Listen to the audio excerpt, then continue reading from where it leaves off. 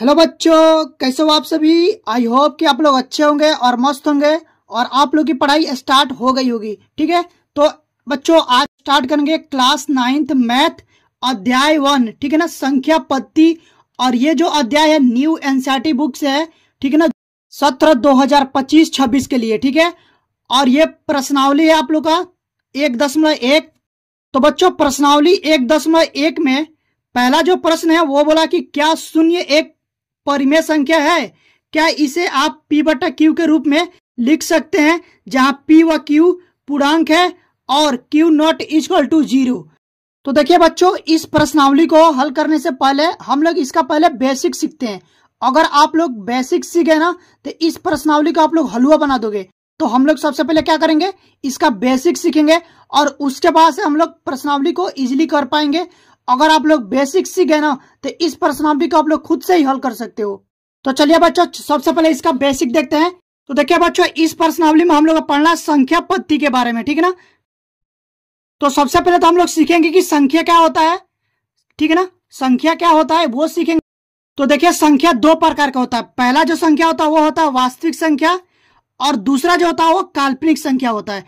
तो अभी हम लोग को क्या पढ़ना है, वास्तविक संख्या के बारे में पढ़ना है। काल्पनिक संख्या के बारे में जब आप लोग क्लास 11th में जाएंगे तब आप लोगों को काल्पनिक संख्या के बारे में बताया जाएगा। तो अभी हम लोग को क्या पढ़ना है, वास्तविक संख्या के बारे में। वास्तविक संख्या आप लोगों को क्लास 10th में भी मिलेगा, तो आप लोग इसको 9th में भी अच्छे से पढ़ लीजिए ताकि आप लोगों को क्लास 10th में आप लोगों को दिक्कत ना आए। तो सबसे पहले देखिए यहाँ पर वास्तविक संख्या के बारे में हम लोग पढ़ेंगे। अब देखिए वास्तविक संख्या में क्या क्या आता है। वास्तविक संख्या में हम लोग को पढ़ना है प्राकृतिक संख्या।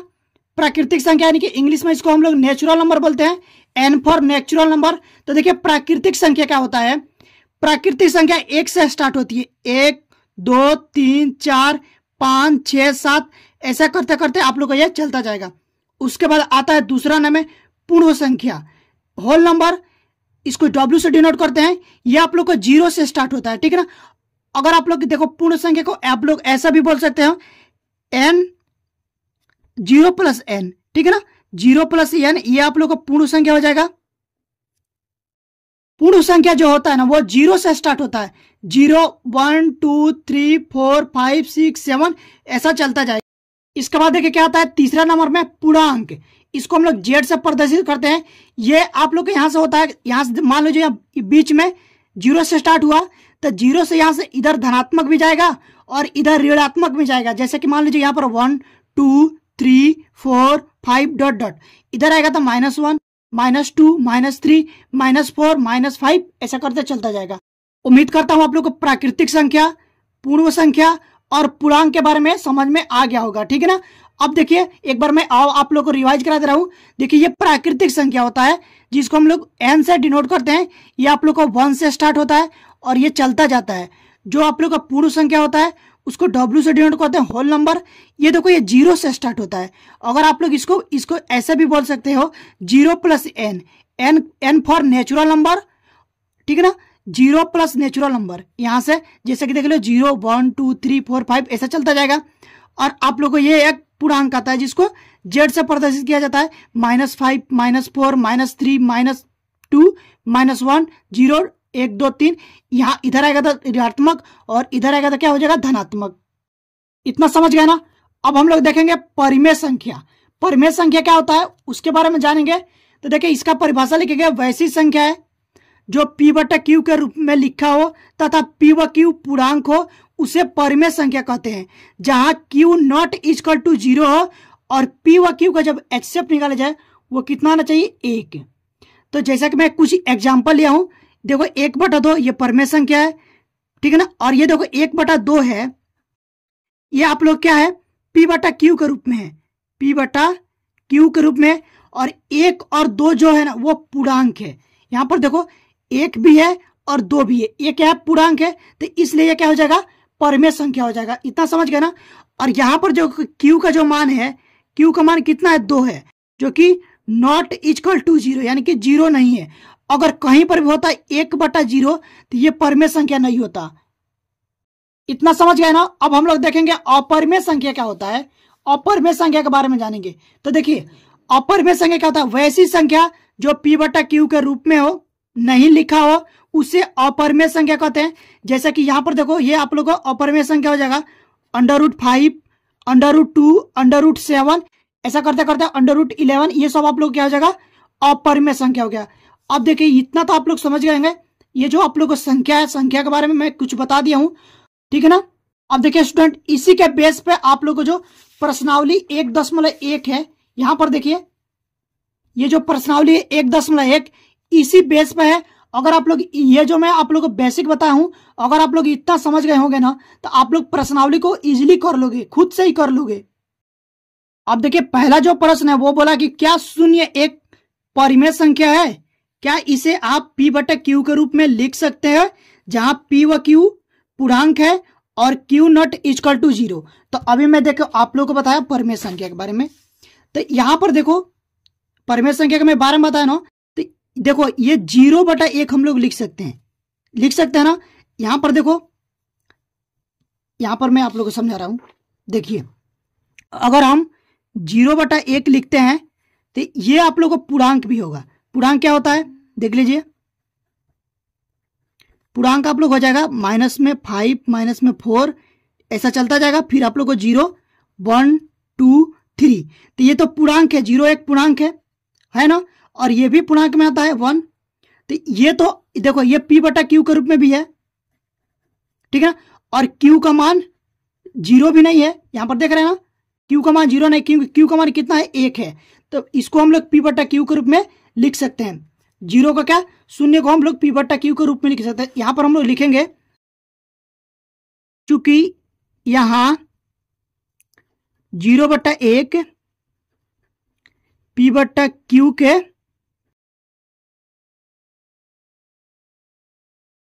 रूप में है और जहां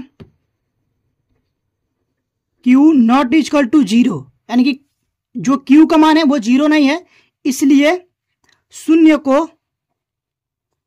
को हम P/Q के रूप में लिख सकते हैं। P/Q के रूप में लिख सकते हैं।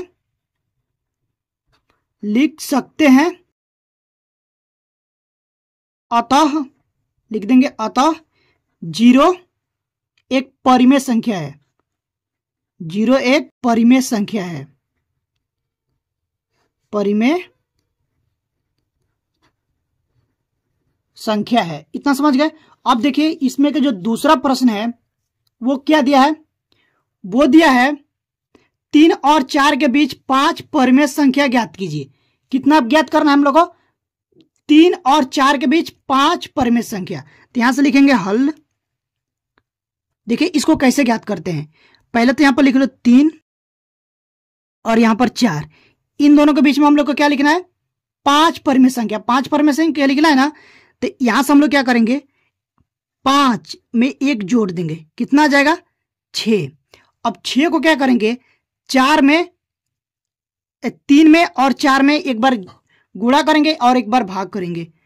चल ठीक है ना। तो यहां से देखिए एक बार गुणा करेंगे और एक बार भाग करेंगे, और यहां पर लिख लेते हैं 4, एक बार गुणा करेंगे और एक बार क्या करेंगे, इसको भाग करेंगे। तो इसमें जब गुणा करेंगे तो कितने हो जाएगा, 6 × 18 बटे में 6, और यहां से हो जाएगा 4 × 6 = 24 बटे में 6। अब इसके बीच में हम लोग कितना परिमेय संख्या लिखना है, 5। तो यहां से हो जाएगा 18, एक यहां से हो जाएगा 19/6, 20/6, 21/6,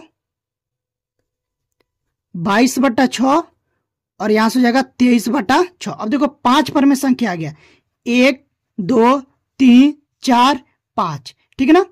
3 और 4 के बीच 5 परिमेय संख्या आ गया। जब इसको आप लोग भाग करोगे ना इसको, तो ये 3 और 4 के बीच में ही आएगा।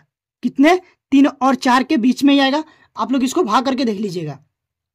उसके बाद चलेंगे हम लोग अगले वाले प्रश्न पर। अब देखिए इसमें तीसरा जो प्रश्न दिया है, यहां से देखिए बोला कि 3/5 और 4/5 के बीच 5 परिमेय संख्या ज्ञात कीजिए। तो देखिए कैसे ज्ञात करेंगे, सबसे पहले हम लोग लिखेंगे हल, जो दिया उसको लिख लेंगे। पहले दिया है, आप लोग चाहते हो तो दूसरे नंबर जो प्रश्न में बताया ना वहां पर भी लिख लीजिएगा कि दिया है। क्या दिया है, 3/5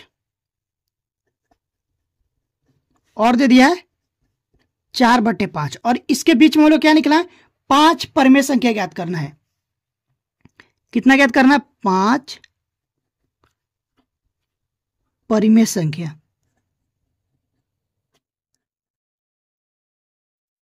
तो क्या करेंगे 5 बोला है ना, तो यहां से हो जाएगा, यहां पर देखिए स्टूडेंट ये जो 5 है ना, यहां पर जो बुक में है वो 6 बोला है, 6 ज्ञात करने के लिए, ठीक है ना। तो 6 ज्ञात करेंगे हम लोग, तो यहां से लिख देते 6 ज्ञात करना है। तो क्या करेंगे 6 में 1 जोड़ देंगे तो कितना आएगा 7। अब जो 7 आया ना, तो इसमें हम लोग एक बार क्या करना है गुणा भी करना है और एक बार भाग करना है।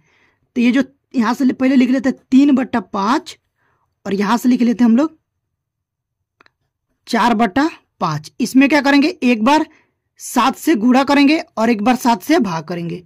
इसमें भी एक बार 7 से गुणा करेंगे और 7 से भाग करेंगे। तो कितना आएगा, यहां से आएगा 7 त्रिकी 21 और 7 पचे 35, ठीक है ना।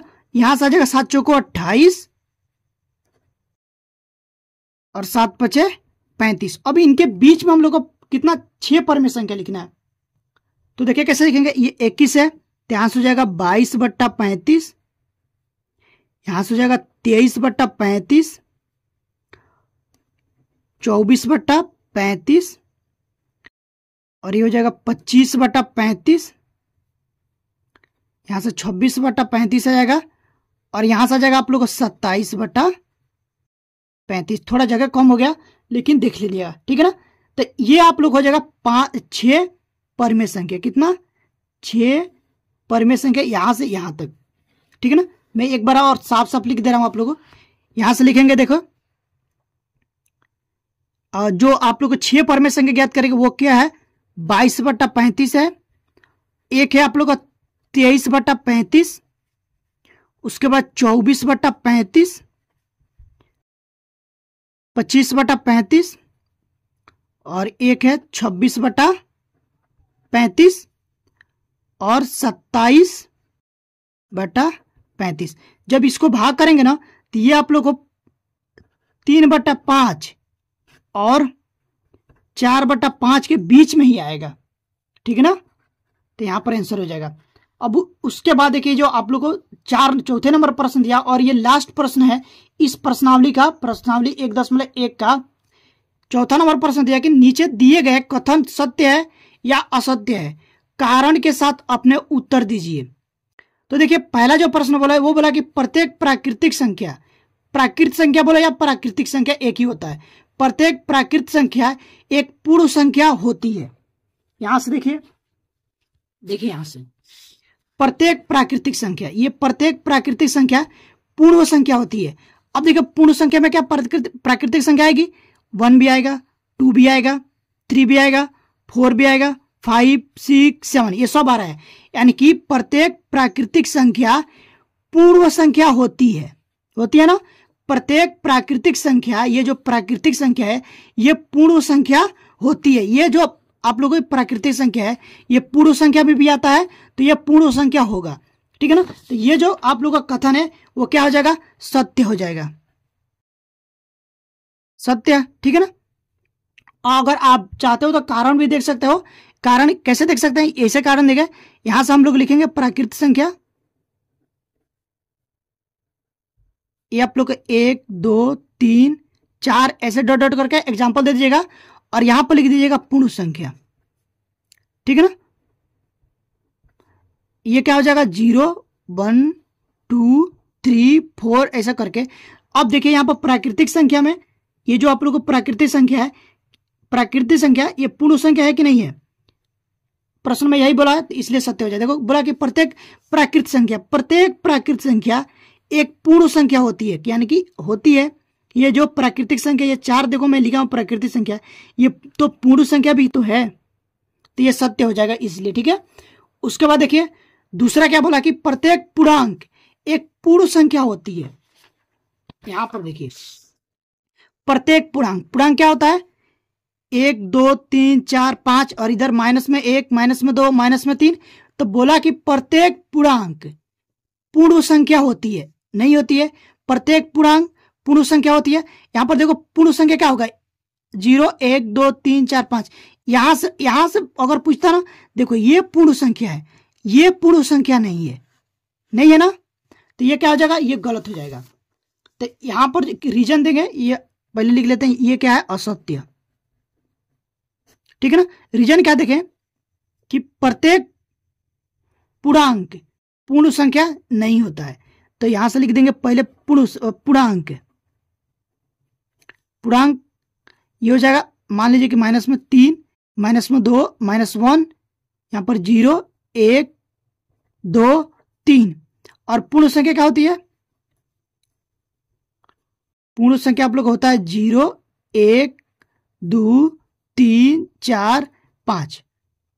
अब देखिए प्रश्न में बोला कि प्रत्येक पूर्णांक ये प्रत्येक पूर्णांक हो गया, तो पूर्णांक में आप लोग को माइनस में 3 भी आएगा, -2 आएगा, -1 भी आएगा, 0 भी आएगा, 1 भी आएगा, 2 भी आएगा, 3 भी आएगा। तो बोला कि प्रत्येक पूर्णांक एक पूर्ण संख्या होती है। देखो पूर्ण संख्या क्या होता है, 0 1 2 3 4 5। इसमें देखो पूर्ण संख्या में क्या, -1 -2 -3 है, नहीं है, तो इसलिए प्रत्येक पूर्णांक एक पूर्ण संख्या नहीं होती है, तो इसलिए यह असत्य हो जाएगा। इतना समझ गया ना। उसके बाद देखिए आखिरी जो आप लोगों को प्रश्न है इसमें का, वो दिया कि प्रत्येक परिमेय संख्या एक पूर्ण संख्या होती है, प्रत्येक परिमेय संख्या एक पूर्ण संख्या होती है। तो पूर्ण संख्या क्या होगी, वो लिख लेते हैं पहले। पूर्ण संख्या आप लोग हो जाएगा 0 1 2 3 4 5 6 7 डॉट डॉट। अब देखो ये जो पूर्ण संख्या ना, 0 के बट्टा में 1 लिख सकते हैं, तो ये आप लोगों को परिमेय संख्या हो जाएगा, ये परिमेय संख्या हो जाएगा ना। ठीक है, 1 को भी हम लोग 1/1 लिख सकते हैं, ये भी परिमेय संख्या हो जाएगा। 2 को भी 2/1 लिख सकते हैं, ये भी परिमेय संख्या हो जाएगा, क्योंकि ये p/q के रूप में भी आ गया और यहाँ पर q नॉट इक्वल टू 0 भी है, तो इसलिए ये परिमेय संख्या हो जाएगा। तब देखो यही बोला कि प्रत्येक परिमेय संख्या एक पूर्ण संख्या होती है।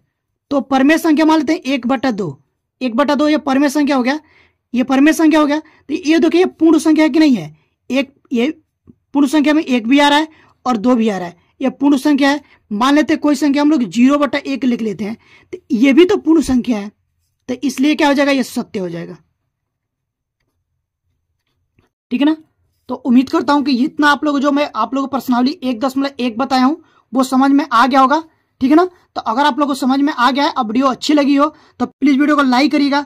चैनल पर पहली बार आए हैं तो चैनल को सब्सक्राइब करके बेल आइकन को प्रेस कर दीजिएगा, ताकि जो भी वीडियो डालूं उसका नोटिफिकेशन आप लोग पास तुरंत पहुंचे और आप लोग की तैयारी अच्छे से हो पाए। तो स्टूडेंट अभी के लिए बस इतना ही, मिलते हैं इसी तरह की नेक्स्ट वीडियो में, तब तक के लिए थैंक यू फॉर वॉचिंग।